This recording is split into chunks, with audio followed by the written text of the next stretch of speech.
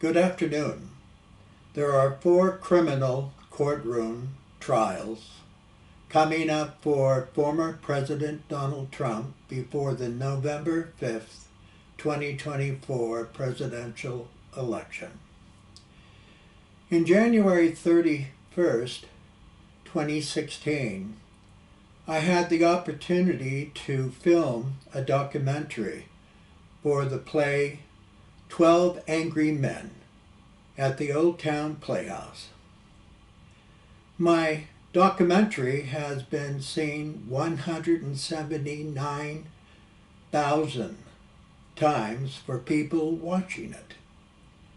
This is a shorter film from my 2-hour documentary, so you can have an idea what it looks like behind the walls and doors where the jury is fighting to say innocent or guilty.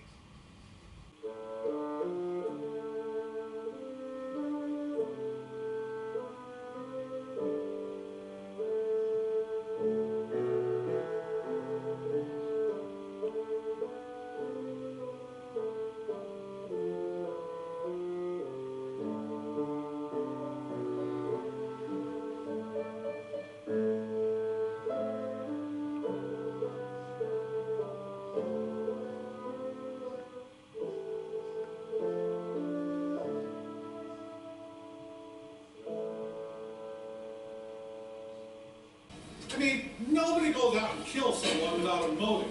You know, that's just plain nuts, right? He was in prison once. He was known to be a compulsive gambler and a pretty consistent loser. He spent a lot of time in neighborhood bars, and he'd get into fistfights sometimes after a couple of drinks, usually over a woman. He was a tough, cruel, primitive kind of man who never held a job for more than 6 months in his life. So here are a few possibilities. He could have been murdered by one of many men he served time with in prison.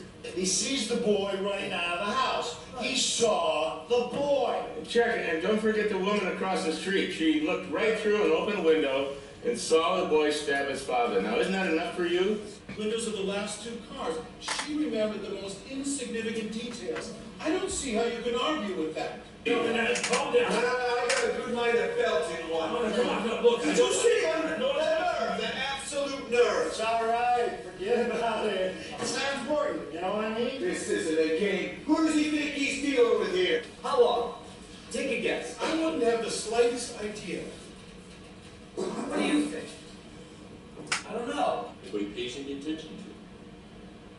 He's been nothing all his life. Never been recognized, had his name in the newspapers. I think I know him better than anyone here. Not easy to be a man like that. It's a very sad thing to be nothing. A man like this needs to be recognized, to be listened to be quoted just once. This is very important. A man like this could not recede into the background just like that. No, wait a minute. Under the direction of facts. Let's keep it there. Facts may be colored by the personalities of the people who present them. This phrase. How many times have each of us used it? Probably hundreds. I could kill you for that, darling. If you do that once more, Junior, I'm going to kill you. Come on, Rocky! Kill him! Think so? He's much too bright for that. Right? He's a common ignorant slob. Huh? He don't even speak good English. And years later, someone else has confessed to the crime. Sometimes the facts that are staring you in the face are wrong. I'm talking to him, not you. Get a load of this guy. Look, the kid had his own lawyer, right? And the lawyer presented his case, not you. How come you got so much to say? The lawyer was court appointed. What does that mean? Well, it could mean a lot of things. It could mean he didn't want the case. It could mean he resented being appointed. It's the kind of case that brings him nothing. No money, no glory, not even much chance of winning. He'd have to really believe in his client to put up a good fight. As you pointed out a minute ago, he obviously didn't. Well, sure he did. Who the hell could except God come to earth or somebody? Kyle, the boy looks guilty, but maybe if we look a little deeper. No, come on. Oh, there's a question I would like to ask. Now, we assume that the boy committed murder, that he stabbed his father in the chest and ran away. This was at 10 minutes after 12, yeah. Now, how was the boy caught by the police? He came back at 3 o'clock or so and was captured by 2 detectives in the hallway of his house. Now, my question is this. If the boy had really killed his father, why would he come back 3 hours later? Wouldn't he be afraid of being caught? If I were the boy and I'd, done the stabbing and everything, I think I'd take a chance and come back and get the knife. I bet he thought that nobody saw him doing it and that the body hadn't been discovered yet. After all, it was the middle of the night, he probably thought they wouldn't find the body until the next day. The woman from across the street testified that the moment after she saw the killing, that is, the moment after the airplane went by, she screamed and said, begged to telephone the police. Now, the boy most certainly would have heard that scream and known that somebody saw something. Now, if he had killed his father, I don't think he would have come back if he would have murdered him. Not have heard the scream. Perhaps it wasn't very loud. And 2, if he did hear it, he may not have connected it with his own act. Remember, he lived in a neighborhood where screams were fairly common. Did run out in a panic. Did calm down 3 hours later and came back to try to get the knife, risking being caught by the police. Maybe all those things are so, but maybe they're not. I think there's enough doubt to make us wonder whether he was there at all during the time the killing took place. Out of house? He's twisted the facts here. I'm telling you. Did the old man see the kid running out of the house or not? Well, did you, didn't he? He says he did. What? How do you like that? He says he did. Huh? Well, did the woman see the kid stick the knife into his father's body? Because, she said she did. You make it out like it don't matter what people think or say. You believe what you want to believe, and what you don't want to believe, you don't. What kind of way is that? What do you suppose these people get on witness stands for? Huh? Their help? I'm telling you, man, the facts are getting twisted around here. Witnesses are being doubted, and there's no reason for it. Witnesses can make mistakes. Oh, yeah, sure they can. In a year or 2, they sure can. All right, let's hold the yelling down, please. Would you keep saying that? I mean, what we need is a little yelling around here. All these guys are going off every which way. Did you hear the scream? Did you hear the scream? What difference does it make? They're just little things. You're forgetting about the important stuff here. I mean, like, all of a sudden... I'm not going to call for another vote. Hey, I'm talking here! You're sitting here pulling stories out of thin air. Hey, what are we supposed to believe? I'm telling you, if this guy was sitting ringside at the Dempsey-Furpo fight, he'd be trying to tell us that Furpo won. I mean, look, what about the old man? Are we supposed to believe that he didn't get up and run through his door and see the kid tearing down the stairs 15 seconds after the killing? He's only saying he did to be important? Where was his bedroom again? Down the hallway somewhere. I thought you knew where everything was. I thought you knew everything, but you don't remember that? No. Mr. Foreman, I'd like to take a look at the diagram of the apartment. Oh, why don't we have him run the trial over again so you can get everything straight? Huh? Mr. Foreman? What's all this for? Why are you the only one in the room who wants to keep seeing exhibits all the time? I'd like to see this one too. And I'd like to stop wasting time! We're going to start waiting for the old man who drags one leg when he walks because he had a stroke last year and get from his bed to the front door in 15 seconds. He said it was 20 seconds. He said 15. I'm telling you, he said it was 20. What are you trying to distort the facts? 15 seconds.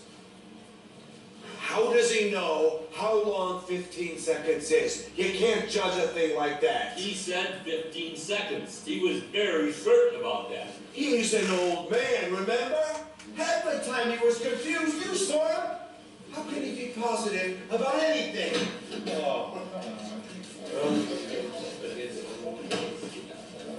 I don't know what this is going to prove. The man said he saw the boy run out. This is the bedroom door. The length of the hall is a little over 43 feet long. I'll pace around the juror's table 43 feet.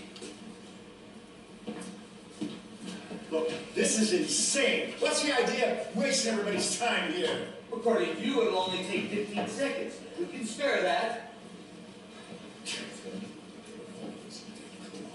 30, 33, 36, 39, 42, 43. Would you stand right here, please? This is the door to the outside hall and stairway. It was chain locked according to testimony. Who's got a lock for the second hand? I have. When you want to start, stamp your foot. That'll be the body falling. Timing from there. Anyone for charade? I have never seen anything like this in my whole life. Okay, I'm ready. Let's go. I want to wait until the second hand reaches 60. Come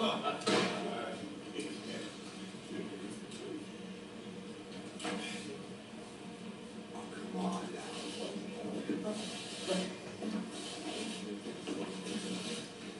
Can you see this?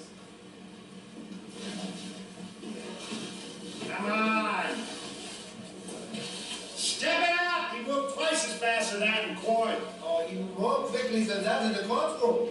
If you think I should go faster, I will. All right, look, can we stop all this kid stuff?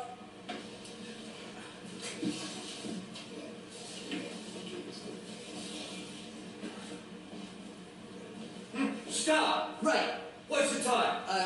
15, 20, 30, 35, 40, 42 seconds. Exactly. 42 seconds. I think this is what happened. The old man heard the fight between the boy and the father a few hours earlier. Then, while lying in bed, he heard the body hit the floor in the boy's apartment, and he heard a woman scream from across the street. He got up, tried to get to the door, heard someone racing down the stairs, and assumed it was the boy. I think that's possible, too. Anything wrong, gentlemen? I heard a noise. No, there's nothing wrong. There was just a little argument. Everything's fine. Here, we're through with this. What are you staring at? Well, I guess somebody has to start things off again. It's getting late. What do they do? Take us out to a restaurant for supper? How should I know? Well, I wonder if they'll let us go home in case we don't finish this tonight. I got a boy with mumps. He's out to here. And the wife says he looks like Khrushchev.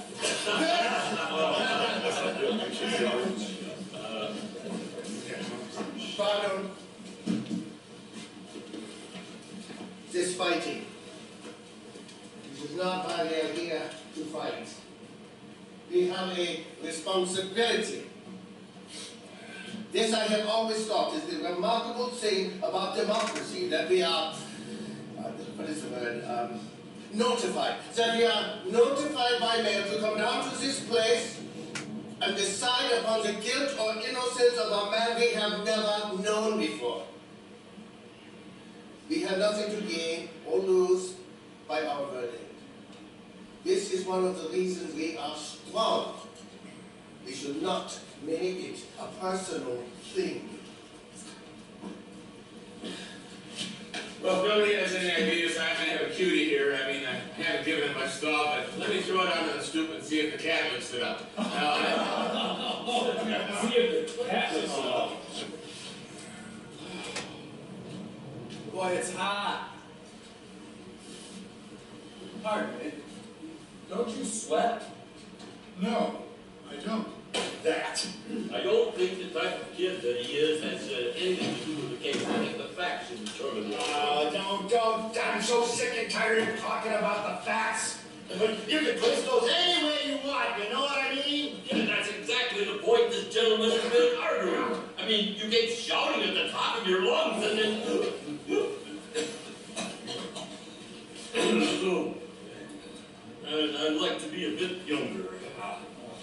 Oh, it's hot.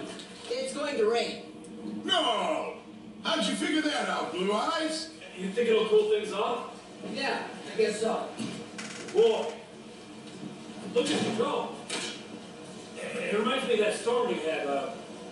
It was November or something. Right in the middle of the game. Never forget that game. We were down 7-6. But we're just starting to move the ball off tackle, you know what I mean? Boom! Boom! You know? Man, I'll never forget that. We had this kid, Slatter.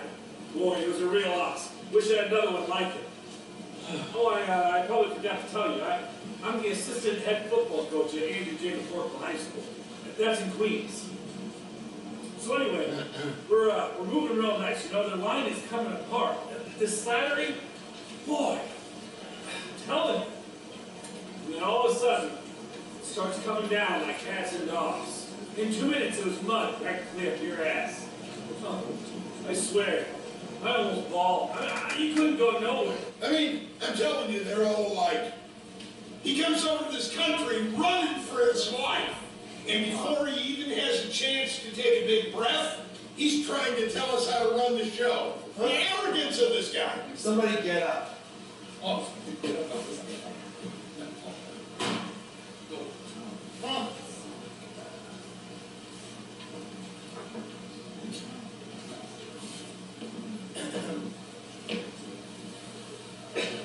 Okay?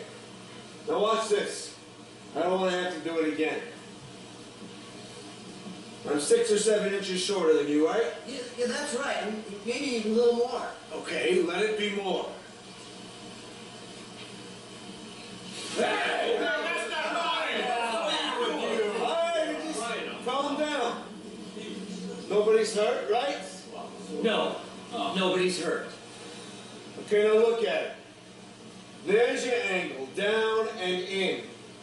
Well, that's the way I'd stab a taller man in the chest, and that's the way it was done. Now go ahead and tell me I'm wrong. And she was making a tremendous effort to look 35 for her first public appearance. Heavy makeup, dyed hair, brand new clothes that should have been worn by a woman much younger. No eyeglasses. See if you can get a mental image. What do you mean, no glasses? No one wears eyeglasses to bed. It's logical to say she wasn't wearing them while she was in bed, tossing and turning, trying to fall asleep. How do you know? I don't know. I'm guessing. I'm also guessing that she probably didn't put on her glasses when she turned and looked casually out the window. And she herself said as soon as she looked out, the killing took place and the lights went out a split second later. She couldn't have had time to put her glasses on. Now, wait a minute. And here's another guess. Maybe she honestly thought she saw the boy kill his father. I say she only saw a blur. Now, how do you know what she saw? How does he know these things?